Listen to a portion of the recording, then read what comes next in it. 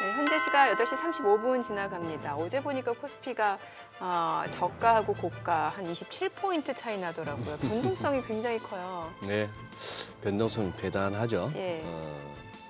시장 변동성도 대단하지만 어떻게 장관쯤, 미국 장관쯤 되시는 분의 말이 저렇게 하루 만에 바뀌죠. 연사흘 그렇게 달라집니까? 오락가락하는 속내가 뭘까요? 오락가락하는 속내가 예. 입은 있지만 차마 말할 수 없는. 예.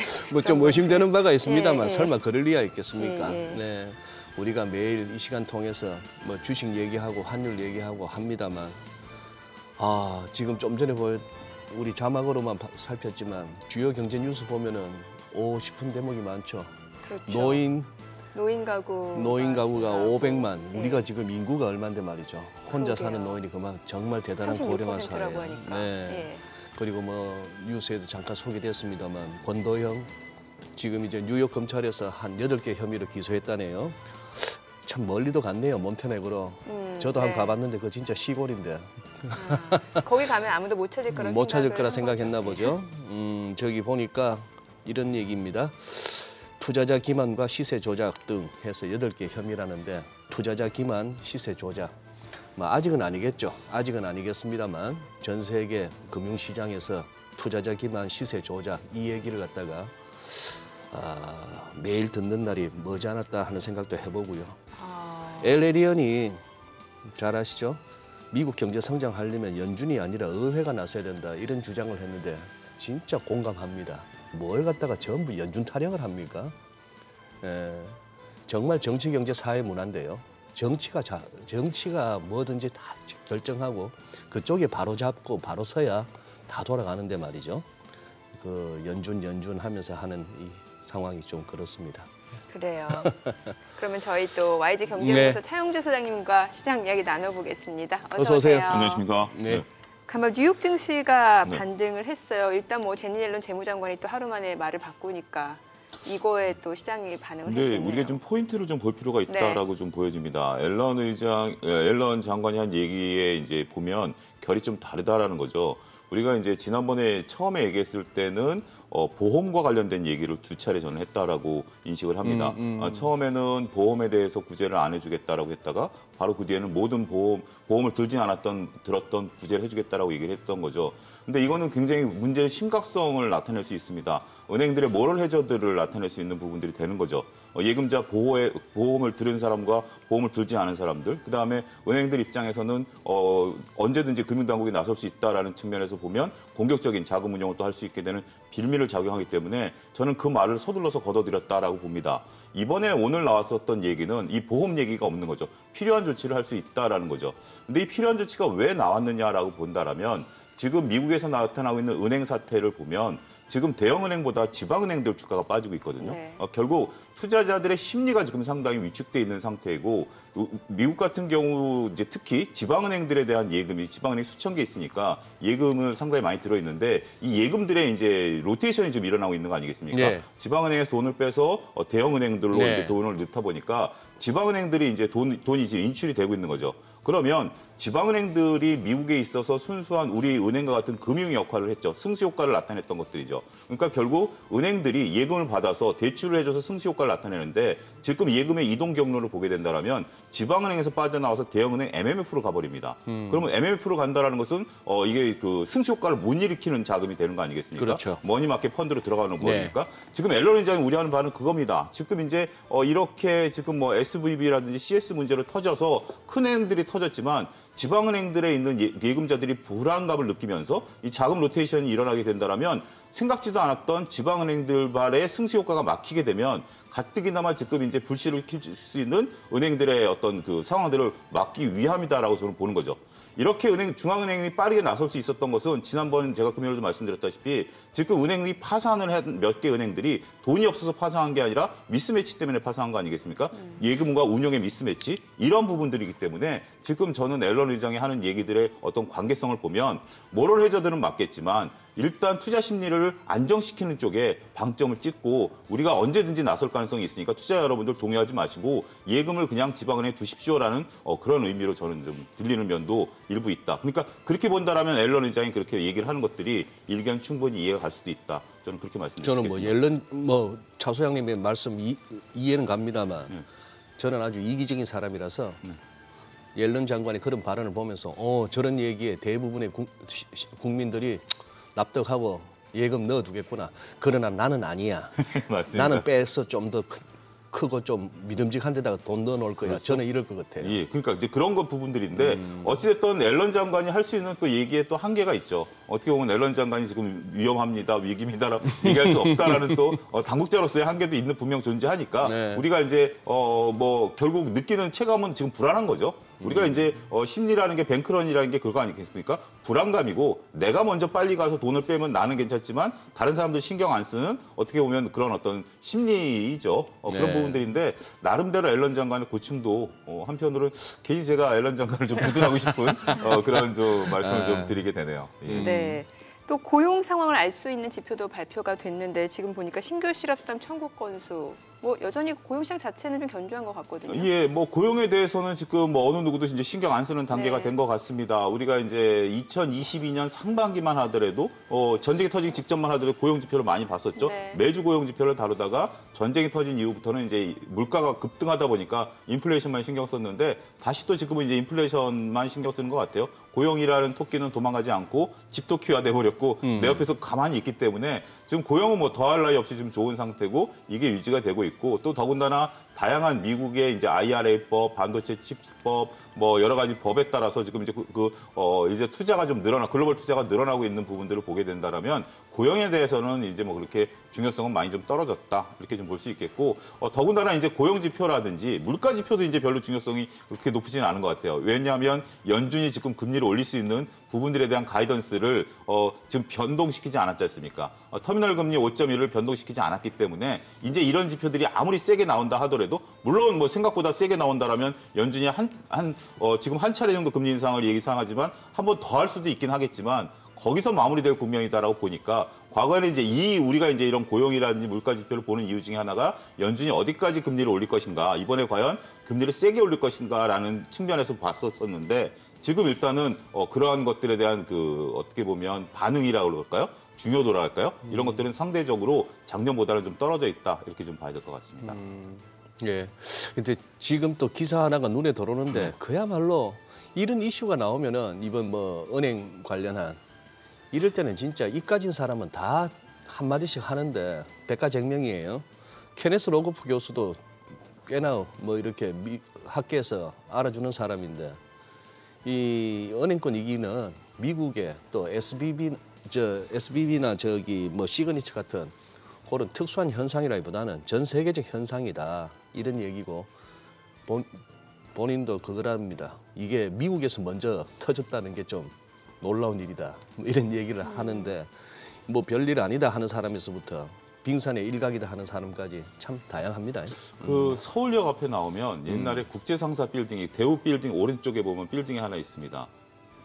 그거는 용산역이지. 아니 서울역에서 나오면 서울역에서 나오면 대우 빌딩이 옛날 대우 빌딩이 빌딩. 보이고요. 오른쪽에 보이는데 그거는 정말 어느 방향에서 보느냐에 따라서 빌딩이 모양이 360도 달라지는 빌딩이 하나 있습니다. 그러니까 소장님 말씀하시니까 그 생각이 나네요. 그 빌딩은 어디서 보면 삼각형으로 보이고 어디서는 네모로 보이고 또 뭐 이렇게 보이는. 그러니까 지금 현상이 어떻게 보면 이 현상을 놓고 해석하는 나름의 제가 또 해석하는 것도 아까 이제 또 앨런 장관에 대한 어떤 발언도 달라지는 것처럼 정말 여러 가지 해석을 할 수 있는 그러한 지금 현상이 아니겠나 싶습니다. 2차 전지주 갖고 계신 분하고 아직 미보유하신 분이 얘기가 확 다르듯이. 저는 그거는 그런 생각이 납니다. 이솝우화의 여우와 두루미 생각이 나는 것 같아요. 서로 물을 먹으려고 하고 있는데 누구는 뾰족하게 있어야 물을 먹고 누구는 뭉툭한 입을 먹고 있는데 서로 왜 물을 못 먹냐라는 거죠. 나는 잘 마시고 있는데 지금 우리가 이제 그러한 2차 전지 갖고 계신 분들은 더할 나위 없이 행복한 장인데 왜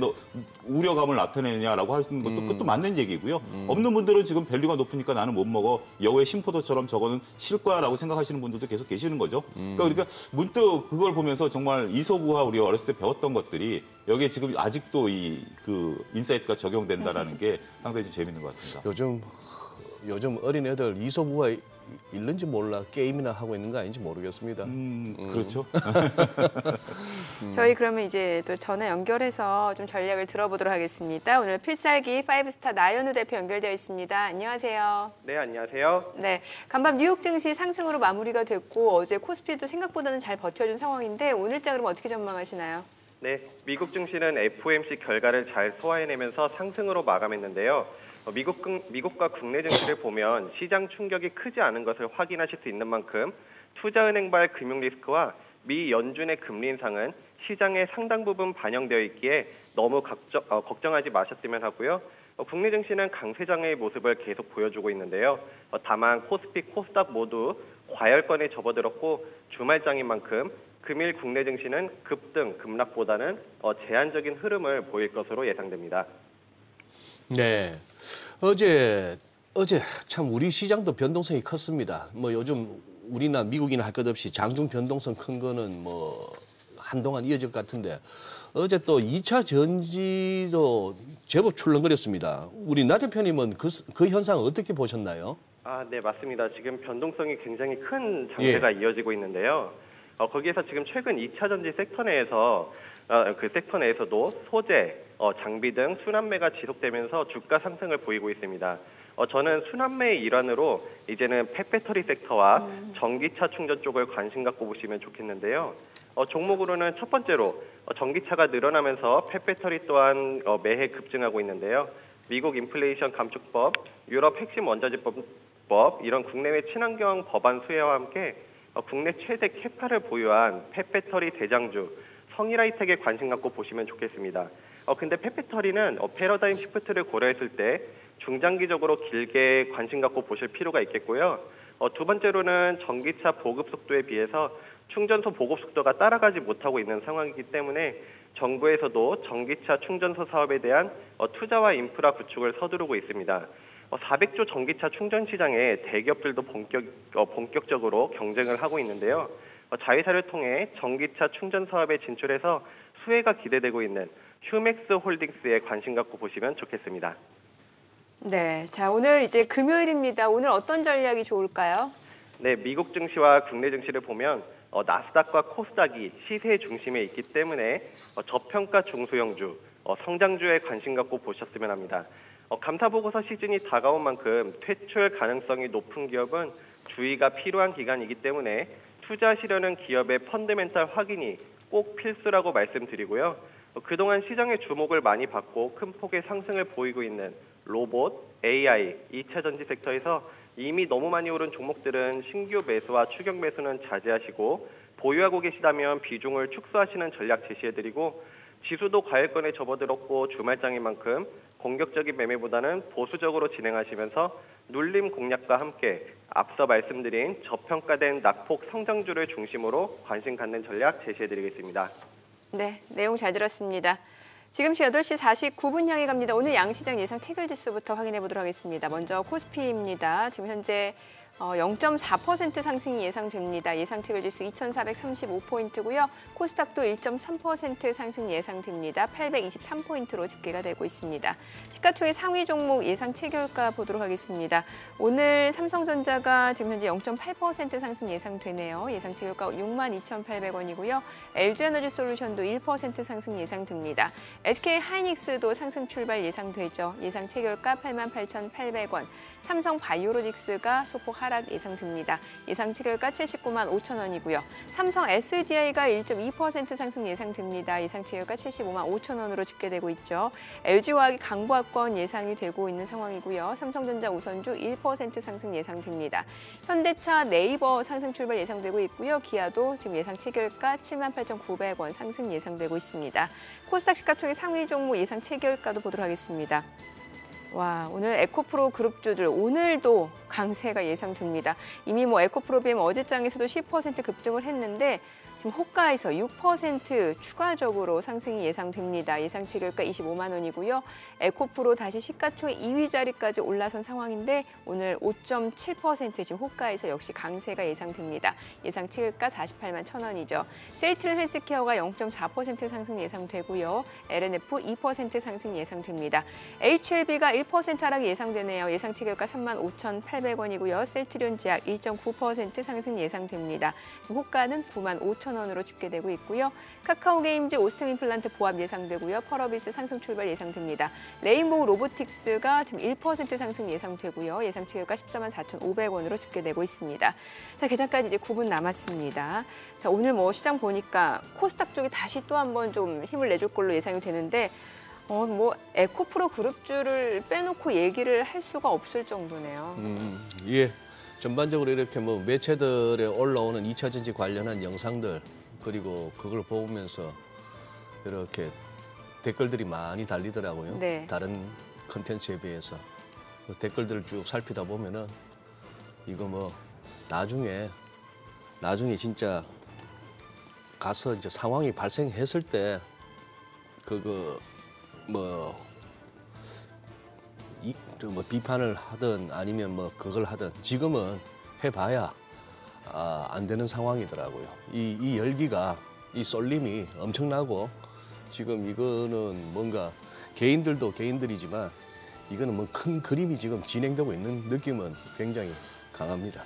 어제 한 예. 2시경에 발생한 그 변동성이 오늘 어떻게 작용할지 궁금합니다. 어제 2시경에 이제 그동안에 급등했던 종목들이 대부분 다 발생을 했거든요. 먼저 이제 에코프로가 그 변동성을 2시에 갑자기 확 밀었죠. 그래요. 5분봉을 보게 된다면 5분 만에 거의 한 10%가 급락을 했고요. 에코프로 BM도 그랬고요. 이에 따라서 솔트룩스라든지 레인보우 로보틱스 같은 종목들도 크지는 않지만 갑자기 음봉을 이제 나타냈다가 장 막판에 좀 완해하는 모습들 보였습니다. 일단 뭐 이 부분이 과연 오늘 어떻게 작용할지가 저는 상당히 좀 그게 어떤 변동성을 키우는 거였는지 아니면 일시적 요소였었는지 오늘 오전 중에 판가름 날 것으로 보고 싶고요. 그다음에 이제 코스피 지수를 놓고 보면 딱 쌍봉 모양이죠. 어제 이제 윗꼬리를 달았기 때문에. 코스닥 같은 경우는, 코스피는 상관없이 코스닥이 쌍봉이죠. 코스닥 같은 경우 쌍봉의 모습이 잠깐 나왔기 때문에 그거와 지수와 맞물려가지고 코스피 같은 경우는 2,400을 안착하는 모습이지만 코스닥은 오히려 변동성을 키울 수 있는 모습. 오늘 만약에 좀 밀리게 된다라면 코스닥은 변동성을 키울 수 있는 모습이 나오고 있기 때문에 그 부분이 오늘은 어떤 예단을 하기는 어려울 것 같고요. 지금 시장은 정말 우리가 뭐 예단을 할 수 있는 그런 시장은 아니다라고 보여지고요. 그런 것들이 어떤 흐름으로 나타낼지 한번 차분히 좀 지켜봐야 되지 않을까 싶습니다. 지금 네. 뭐 지금 예상 체결가 뭐 822포인트 뭐 이렇게 합니다. 뭐 어제 장중 고점이 824. 네, 러플리 이 820포인트에서 막히지 않고 뚫고 가주느냐 그렇죠. 하는 그 부분이 지금 에코프로 BM도 어제 고점을 못 뚫어주는 효과거든요. 그러니까 이제 그 고점을 뚫어주면 이제 새로운 시대가 항상 나는 거니까 그 부분에 대해서는 시세를 우리가 순응해야 될 것으로 보여지고요. 만약 뚫지 못한다라면 변동성이 또 나타날 수도 있다. 지금은 이제 가능성을 다 열어둬야 될 것 같습니다. 근데 보고 있으면서 차트를 보자면은 여기에 진짜 절실한 단어가 연착륙이에요. 네.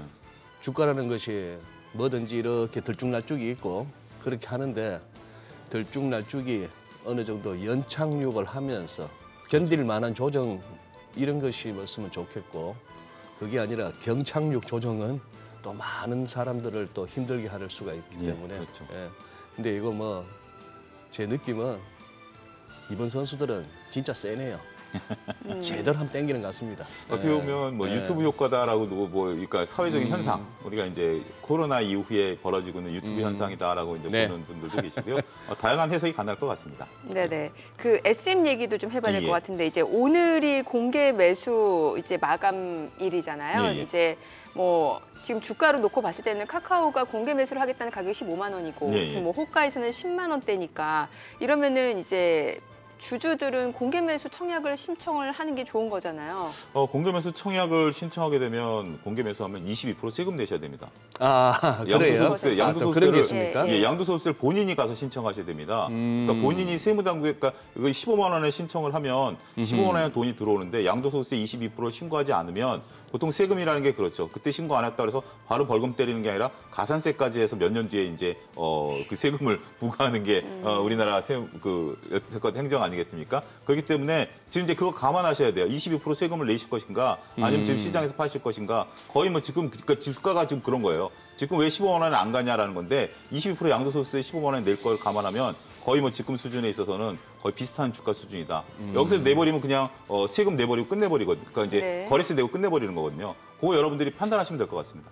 그리고 네. 이게 또 신청한다고 다 공개 매수가 이루어지는 게 아니라 그 그렇죠. 청약 경쟁률이 있잖아요. 맞습니다. 안분 배분이기 때문에 네. 이거 내가 만약에 뭐 100주를 갖고 있는데 100주를 다 신청했는데 뭐 예를 들어 33주만 됐다. 지금 상황에서는 한 3주 신청하면 한 주 정도. 그러니까 한 3분의 1 정도 되는 거니까 가능성이 100주 하면 있다고 33주, 33주 정도 되는 거니까 예. 그렇게 하면 이제 나머지는 그 지금 뭐 가격이 그렇게 되고 그거 해서 또 세금 신고해야 되고 불편한 백주 신청했다가 다른 사람들이 신청하다가 100주 덜컥 다 되는 경우는 없나요? 다 될 수도 있겠죠. 다 됐어도 지금 현재 가격대에서는 그렇게 손해 보는 것은 아닙니다만 그건 여러분들의 상황에 따라서 한번 그 뭐 이렇게 뭐 고려해 보실 필요가 있지 않을까. 그러니까 꼭 이게 공개 매수 청약을 신청하는 게 꼭 득이 아닐 수도 있고 그렇죠. 오히려 좀 시간이 지나서 장래에 그냥 매도하는 게 또 나올 수도 있고 나올 수도 이거는 있죠. 계산기를 정말 잘 잘 두드려봐야 두드려봐야죠. 그러니까 여러분들 세금에 민감하신 분들도 계시잖아요. 예. 따라서 이거를 차라리 내가 분리과세 해버리는 게 좋으신 분들도 있고 여러 가지가 있기 때문에 이 세금 문제를 잘 언급을 안 하시더라고요. 근데 우리가 이제 공개 매수는 장외에서 거래가 되는 네. 거기 때문에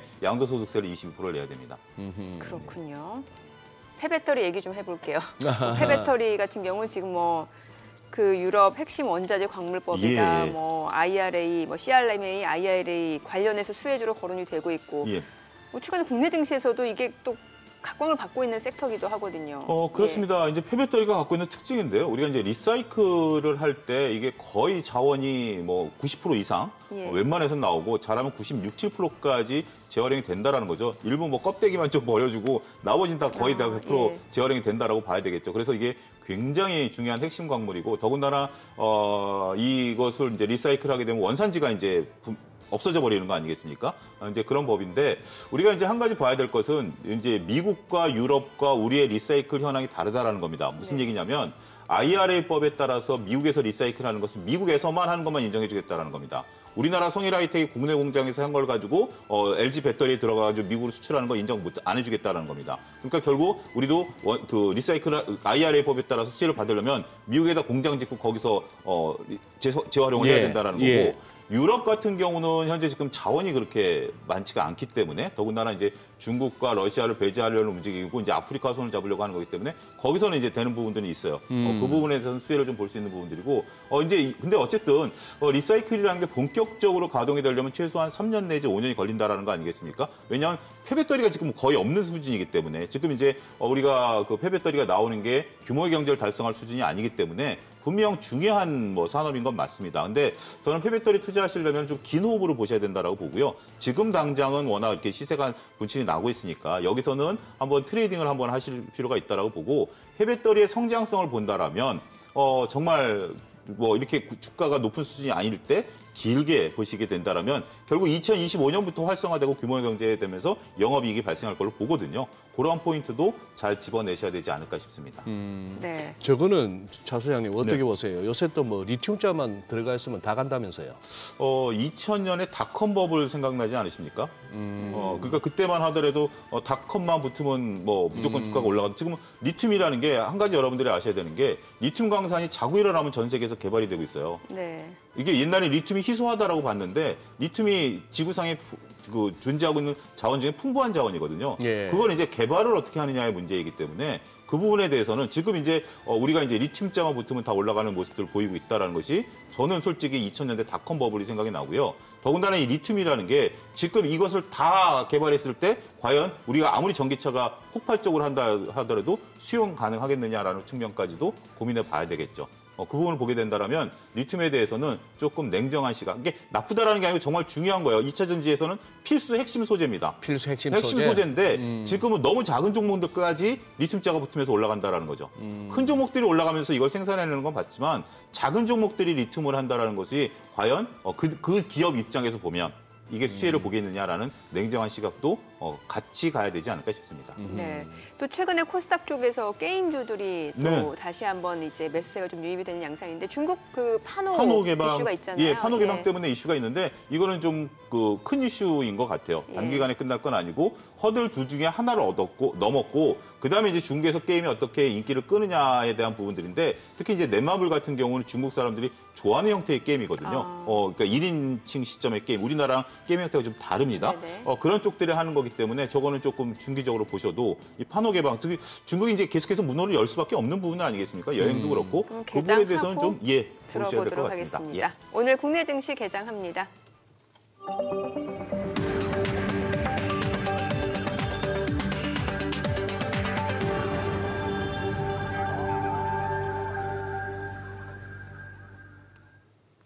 네, 3월 24일 금요일 국내 증시 개장했습니다. 제니 옐런 재무장관 하원에 출석해서 또 발언을 바꾸면서 시장에서는 또 호재로 인식하는 분위기였습니다.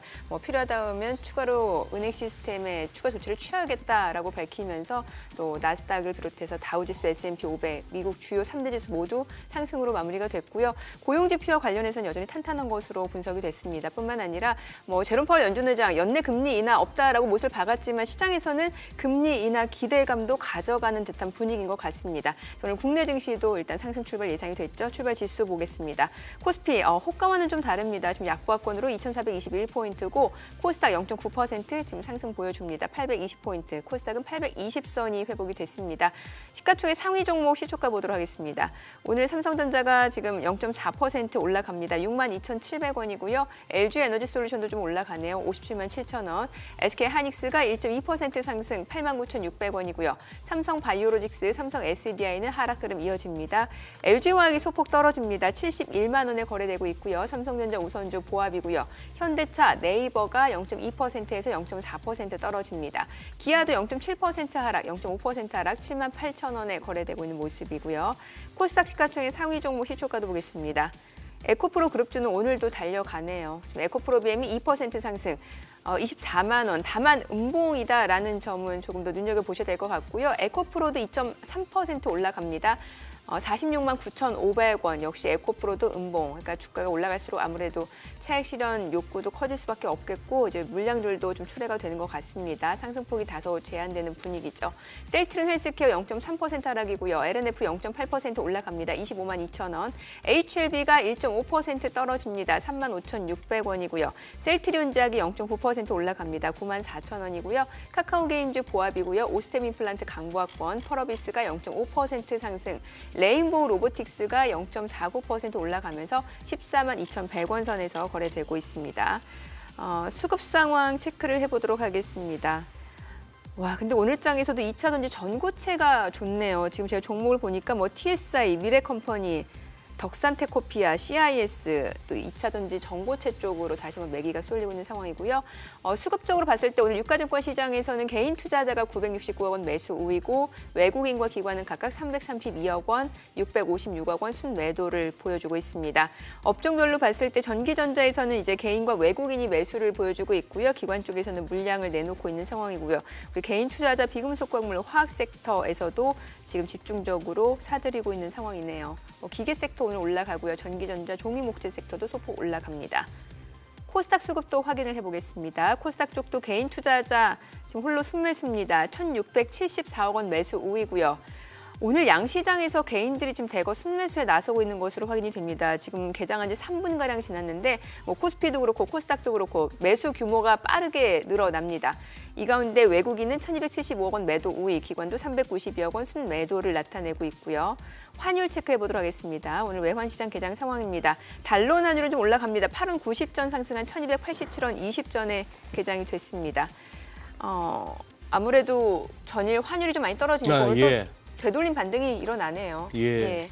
어제는 롱스탑 말고는 설명이 안 됩니다. 네. 그러니 이 영내 여기 할 것 없이 조금 이렇게 투기적인 달러 롱 포지션 좀 들고 있던 여기서 그냥 한 1,290원까지도 무너지니까 같이 계속 던질 수밖에 없었던 그런 상황인데 이 하루에 30원 가까운 하락은 제법 컸죠. 제법 컸는데 어떻게 보면 그런 부분들도 한번 봐야 되겠죠. 달러 인덱스가 이제 급락을 하면서 달러 인덱스가 급락했던 요인 중에 하나가 지금 이제 미국에서 그 유럽 쪽에 대한 통화 수합을 하루 단위로 바꿨죠. 네, 네. 그러면서 이제 달러 공급을 이제 무제한으로 하기 시작했죠. 그러니까 이제 달러가 풀리면서 달러의 이제 약세가 이제 달러 인덱스가 나왔고 상대적으로 우리 원화 강세가 좀 이루어진 부분들 그렇게 보는 시각도 좀 있더라고요. 그러니까 이제 결국 통화 수합후에 따라서 달러를 일시적으로 좀 확 풀어버리니까 그러니까 이제 공개적으로 푼 건 아니지만 네. 유럽 은행들이 지금 이제 불안해하면서 그 수합을 갖다 땡겨 쓰고 있기 때문에 네. UBS 같은 경우 그러니까 땡겨 쓰고 있기 때문에 그런 부분들에 따른 환율의 변동 이렇게 보는 시각도 있다. 요즘 그 미국이 뭐 재무부는 재무부대로 연준은 연준대로 다 바쁩니다만 이 은행권 사태 겪고 이러면서 나오는 조치들 그 와중에 FMC에서는 금리는 올리고 또 돈은 돈대로 풀고 통화 수합도 막 이렇게 다시 강화해서 달러 필요하면 언제든지 오세요 드릴 테니까 이래 하니까 그걸 갖다가 비유하는 그 표현들 중에 썸네일 보고 제가 빵 터졌습니다. 뭔데요? 난방 틀고 에어컨도 켰대요. 예. 아니면 우리 여름에 많이 보잖아요. 무슨 대형 그 샵에 보면 1층에 의리의리한 샵인데 그 복도위에 쪄 죽겠는데 에어컨 빵빵하게 틀어놓고 왜 또 문을 활짝 열어놓은 그런 매장들 있잖아요. 그렇죠. 돈은 돈대로 풀면서 금리는 올리고 이게 뭐 하자는 건지 참 그런 상황이 됐습니다. 근데 차 소장님 말씀하신 그 부분이 좀 신경이 쓰이네요. 코스닥이 데일리 차트 상으로는 약간 이렇게 전고점 돌파에 실패한 모습이 오늘까지도 좀 이어지는 양상 그런 부분하고 수급에서 이게 막 훅훅 빠질 때 개인들 매수 나오는 거는 그동안에 별 걱정은 안 됐어요. 그 다음날 또 이렇게 또 파니까 그래 했는데 지금 계속해서 뭐 현재 적극적 매수 세력이 개인밖에 없다 하는 부분은 조금은 이렇게 그거 하네요. 외국인들의 코스닥 매도가 굉장히 강하네요. 외국인들? 외국인들의 코스닥 매도가 코스피도 강하고요. 코스피도 700억이면 지금 이 시간에 5분밖에 안 지났는데 이 정도도 코스피 700억도 만만치 않은데 코스닥이 1,500억입니다. 이런 정도라면 굉장히 지금 코스닥에서 외국인들이 지금 5분 만에 1,500억을 팔았다는 건 좀 이례적인 숫자다라고 좀 말씀드릴 수가 있겠고 이게 이제 줄어드느냐 안 줄어드느냐라는 이제 부분들을 좀 봐야 되겠는데 전반적으로 시장 분위기가 그렇게 썩 좋지가 않습니다. 코스피 코스닥 같은 경우 미국이 그렇게 강했음에도 불구하고 특히 이제 미국의 필라델피아 반도체 지수가 한 2% 올라가다 보니까 우리 SK하이닉스만 강하고 삼성전자는 뭐 지금 현재 수준에서 놓고 본다라면 볼 수 있겠습니다만 지금은 뭐 어떤 쪽도 지금 코스피 코스닥 같은 경우 특히 이제 뭐 현대기아차라든지 네이버 카카오도 다 이제 약한 거고 코스닥 같은 경우 지금 현재 에코프로와 에코프로 BM 같은 경우 플러스를 키고는 있습니다만 음봉인 상태고 그러니까 지금 이 정도 지수대에서 그러니까 이제 여러분들이 올라간다라고 볼 게 아니라 과거의 이제 상황들을 봐야 되겠죠. 원래 지금 이 정도라면 에코프로 BM이 양봉으로 2%대를 나타냈어야 되거든요. 근데 음봉으로 2%라는 것은 분위기가 좀 다르죠. 지금 화면에 제 얼굴 옆에 있는 게 다 파란색 아니겠습니까? 저렇게 나타내고 있다라는 것은 뭔가 분위기가 조금 다른 그런 좀 썰렁한 분위기죠. 원래 저게 빨간색으로 저렇게 나타냈어야 되는데 파란색으로 나타내고 있다라는 것이 좀 썰렁한 분위기를 여러분들이 그러니까 조금 이게 뭐 그렇다고 해서 지금 오늘 끝났다. 저도 그렇게 자신 있게 얘기는 못 하겠습니다. 지금 시장에서는. 또 이게 음봉이 또 양봉으로 될 수도 있는 거예요. 지금 그런 시장인데 그런 현상들을 여러분들이 보시면서 어떻게 보면 우리가 이제 깨진 유리창의 법칙에서처럼 뭔가 일이 사태 나기 전에 그런 전조들이 보이거든요. 그 전조를 찾으려고 자꾸 노력을 하시다 보면 시장의 변곡점 왜 변곡점을 니네가 딱 찍어서 얘기 못 해주느냐라고 불만을 나타내시는 분들이 있는데 그거는 어느 누가 깨진 유리창을 빨리 발견을 하냐라는 겁니다. 시장에 있어서 그런 변동성들을 빨리 발견해내는 것은 저희분들보다 여러분들이 더 빠를 수도 있거든요. 그러니까 그런 노력들을 하시면서 눈을 키워가셔야 되지 않을까 싶습니다. 일단 차 소장님은 보험 드셨어요. 이렇게 해서 이제 혹시나 뭐 사실 지금 살얼음 판을 걷는 중이거든요. 우리가 전 세계 증시 자산 시장이 들려오는 소식들은 굉장히 불안한데 이걸 갖다가 그야말로 아니 생각해 보세요. SBB 뭐 어쩌고 저쩌고 하고 나서 이틀 만에 나온 조치들이 파산하고 무슨 뭐 버스트 리퍼블릭에는 뭐 월가 대형은행한테 돈 넣어주고 거기다가 뭐 BTFP인가 뭐 이런 거 막 나오고 크레딧 스위스 터지니까 바로 뭐 통화 수합 해줄게. 뭐 UBS가 인수해. 이게 하루나 이틀 만에 다 한 거예요.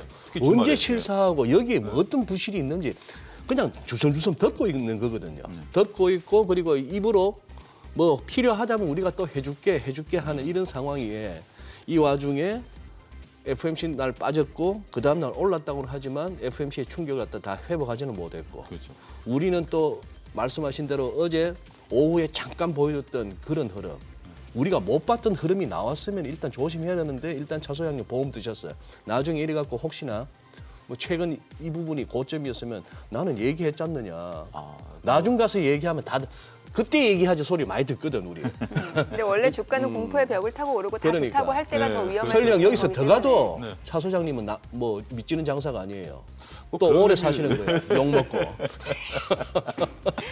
오늘 양봉을 나타내는 쪽이 있는 게 이제 AI 챗봇, 뭐 챗 GPT 관련주라고 보시면 될 것 같은데 이수페타시스, 바이브 컴퍼니, 셀바스 AI, 솔트룩스, 브리지텍, 유엔젤, 코난 테크놀로지, 데이터 솔루션 이런 종목 이제 AI 챗봇 이게 정말 순환매잖아요 지금. 예. 어떻게 보면 오늘은 뭐 정말 셀바스 AI가 지금 네. 시장에서 보면 에코프로보다 더 대장주죠. 지금, 예. 셀바스 AI가 더 대장주죠. 우리가 이제 그런 부분들인데 일단은 뭐 2차 전지가 조금 오늘은 조금 변동성이 좀 있네요. 예. 그런 부분들이 있다 보니까 그쪽으로 순환매가 돌 것이고 어떻게 보면 그 셀바스 AI 같은 종목들도 오늘 과연 이것을 이제 끝까지 지킬 것인가도 한번 귀추가 주목될 것으로 보여집니다. 지금 이제 다른 것보다 지금 상대적으로 강하지만 어떻게 보면 좀 거래량도 좀 많은 편이기 때문에 각각의 어떤 변동성, 그러니까 과연 2차 전지가 버티지 못했을 때의 변동성들 어떻게 나타날지가 이제 귀추가 주목되죠. 어제 에코프로가 강했고 에코프로 BM이 이제 뒤늦게 따라붙기 시작하면서 오히려 종가는 에코프로 BM이 강했는데 그래서 그런지 오늘은 에코프로 BM이 먼저 마이너스를 나타내기 시작했고 에코프로도 지금 현재 강보합 수준, 이제 보합 수준에서 계속 왔다 갔다 하고 있고 또 한 축에 이제 가장 강했던 게 또 금양이죠. 네. 금양 같은 경우도 오늘 아직까지는 좀 꿋꿋하게 버티고는 있습니다만 성일하이텍이라든지 코스모학 같은 그 폐배터리 관련주들도 현재 지금 보합 수준 내지는 마이너스 수준까지 밀리고 있다라는 측면 그리고 거래량이 좀 분출해. 그러니까 어제 이제 오후 2시에 단기 변동성이 나타났을 때 거래량이 확 늘었거든요. 네네. 그걸 이제 매도 한 측에서 누군가 매도 버튼을 눌렀고 그걸 기회다라고 해서 매수를 확 했던 분들 아니면 걸어놨던 분들이 다 체결이 돼버린 거죠. 소위 걸어놨던 분들이 다 체결이 됐다가 반등당하니까 서둘러서 이제 트레이딩 하신 부분들도 있는데 지금 뭐 제가 요 얘기하는 동안에 플러스 1에서 마이너스 1까지 지금 속도가 빠릅니다. 이 부분도 여러분들이 네. 잘 보셔야 되지 않을까 싶습니다. 네네. 자 그리고 오늘 보니까 이제 반도체 그 옛날 소부장이라고 하죠. 네. 소재 부품 장비 오늘 좀 힘을 내주고 있어요. DB하이텍이 또 9% 올라가고 네. 지금 하나마이크론 또 FST, SNS텍, 원익 QNC 그리고 ISC 이게 하나 머티리얼즈 이게 다 반도체 뭐 소재 부품 부품 장비, 장비, 예. 쪽인데 필라델피아 반도체 지수하고도 무관치 않아 보이고. 네, 그렇습니다. 제가 이제 뭐 장비에 대해서는 뭐 1월부터 이제 뭐 계속해서 말씀드렸던 부분들이고요. 더군다나 이제 원익그룹주를 포함해서 이제 반도체 오늘은 반도체 쪽들이 굉장히 강합니다. SK하이닉스가 강하고 오늘은 또 IT 쪽들도 다 강하다라고 좀 봐야 네. 되겠죠. LG전자라든지 삼성전기, LG 이노텍 같은 경우도 1%대 상승세를 나타내고 있기 때문에 지수 대비해서는 상당히 좀 강한 흐름들 보여준다라는 거죠. 반도체 소부장에 대해서는 여러 가지 지금 세제 혜택도 있고 여러 가지 뉴스 플로우들이 있다라는 거죠. 직접적인 수혜를 볼 수 있는 것은 시간이 좀 필요합니다만 미국에 진출하는 부분들도 있고요. 또 한 가지 이제 악재라고 본다라면 지금 삼성전자가 21개월치 재고를 쌓아오고 있다라는 거 역대 최고치고요. 이거는 정말 어제 이제 한 증권사에서 4조 적자 얘기가 나왔어요. 굉장히 조금 암울한 부분들이 좀 있는 부분들이 있습니다만 그래도 지금 현재 어쩔 수 없이 미국이라든지 이런 데 투자하는 데 있어서의 소부장이 들어가야 되니까 이런 부분에 있어서 오히려 대장주보다는 밑에 단에 있는 종목들이 움직인다라고 보고 DB하이텍 같은 경우는 현재 지금 인적 분할에 대해서 많은 분들이 반대를 하고 있습니다만 결국 저는 그렇게 나쁘다고 보이지는 않아요. 네. 결국 설계와 그 생산을 구분해 놔야 DB하이텍의 새로운 성장 동력이 생길 수 있다라고 또 보는 또 저 같은 주주들도 있거든요. 그런 부분들이 또 반응하는 부분들도 일부 있다라고 말씀드릴 수가 있겠습니다. 예. 지금 삼성전자나 SK하이닉스 이쪽이 이렇게 여기도 만약에 빠졌다라면은 지수가 많이 밀렸겠는데요. 그렇습니다. 근데 특히 이제 SK하이닉스가 버텨주는 것은 네, 네. 일단은 우리가 지금 이제 그 엔비디아처럼 예. 챗 GPT가 그래서 GPU를 이제 생산을 해내니까 삼성전자보다는 SK하이닉스가 수혜를 좀 보는 부분들이 있거든요. 특히 이제 삼성전자 같은 경우는 사업부가 많지만 SK하이닉스는 반도체 단일이기 때문에 이게 좋을 수도 있고 나쁠 수도 있는 거죠. 반도체 시장이 안 좋으면 삼성전자보다 SK하이닉스가 더 빠지는 거고 좋아지면 삼성전자보다 SK하이닉스가 더 올라가는 건데 GPU라는 어떤 그 반도체 칩 부분에 있어서는 SK하이닉스가 삼성전자보다 우위거든요. 예. 삼성전자는 이제 생산을 하려고 시도하는 거고 SK하이닉스는 GPU를 만들었고 이번에 엔비디아가 새로운 H100보다 더 진화된 GPU를 만들어냈다라고 하는데 지금 현재 그 마이크로소프트라든지 구글 같은 경우가 이제 구독 서비스를 하지만 이익을 안 나는 게 네. 막대하게 이제 서버를 늘려야 되거든요. 예. 이걸 다 GPU로 늘려야 되기 때문에 그 부분에 따른 수혜, 기대감 이런 것들이 현재 SK하이닉스가 상대적으로 강한 모습이다. 이렇게 설명드릴 수가 있겠습니다. 네. 자, 오늘 또 보니까 셀트리온 그룹주들도 괜찮거든요. 지금 보면 셀트리온 제약도 그렇고 지금 셀트리온 헬스케어도 그렇고 뭐 5%, 2%, 뭐 서정진 회장이 경영에 복귀했다 소식. 이거는 이전에 나왔던 이슈잖아요. 예. 근데 서정진 회장께서 또 언론 인터뷰를 하셨더라고요. 이제 요거뿐만이 아니라 M&A까지 해내겠다. M&A. 그러니까 이제 우리가 이제 서정진 회장께서 이제 경영 복귀할 때만 하더라도 이렇게 지금 회사를 하나로 합치는 역할을 할 것이다라고 거기에 이제 한정해서 봤었던 부분들, 그게 이제 주가에 반영됐었던 부분들인데 이제 언론 전면에 이제 나서면서 우리가 이제 M&A를 통해서 사업을 키워나가겠다, 다시 붐을 일으키겠다라는 부분들이 현재 좀 두각이 되고 있다라고 좀 말씀드릴 수가 있겠죠. 그리고 이제 제약바이오 입장에서 본다라면 지금 이제 삼성바이오 같은 경우 송도에다 공장 하나 더 짓겠다라는 부분들도 있고요. 그다음에 이제 컨퍼런스들이 이제 줄져 있습니다. 네. 우리가 이제 제약바이오 컨퍼런스에서도 보면 나름대로 어떤 트리거가 된다라고 좀 볼 수 있는 부분들이 있기 때문에 그러한 것들이 반영되면서 전반적으로 제약바이오들이 최근에 상대적으로 좀 강한, 그리고 많은 또 증권가에서는 또 그렇게 보는 게 있어요. 만약에 지금 2000G가 끝나면 뭐가 갈 것인가에 대한 어떤 그런 의구심 속에서 그러면 소외됐던 제약바이오가 가는 게 아니라 이제 여기서부터 다 뇌피셜이긴 합니다만 그렇게 보는 분들이 상당수 또 계시다라는 것들, 그런 분들이 이제 유튜브라든지 이런 걸 통해서 자신들의 소신들을 밝히고 있기 때문에 제약바이오에 좀 관심을 가지시는 분들도 최근에 늘어나고 있다. 그리고 이제 주총 시즌 아닙니까? 예. 주총에서 제약바이오가 두 가지 주중하는 정책을 항상 펼칩니다. 하나는 무상증자고 하나는 현금 배당인데 무상증자 같은 경우 우리가 이제 뭐 100% 무상증자를 하는 게 아니라 0.6% 무상증자, 1% 무상증자를 해요. 이게 왜 그러냐면 그들이 갖고 있는 것들을 무상증자 형태로 주식으로 나눠주는, 이건 어떻게 보면 제약바이오들이 갖고 있는 관행이에요. 그러니까 네. 대형 제약사들이 갖고 있는 관행이고 여기에 이제 현금 배당까지 줄 수 있다는 것들이 또 주총과 관련해서 어떤 또 이벤트를 만들어내고 있다. 이것도 하나의 중요한 포인트가 아니겠나 싶습니다. 네, 알겠습니다. 오늘 내용 잘 들었습니다. 고맙습니다. 감사합니다.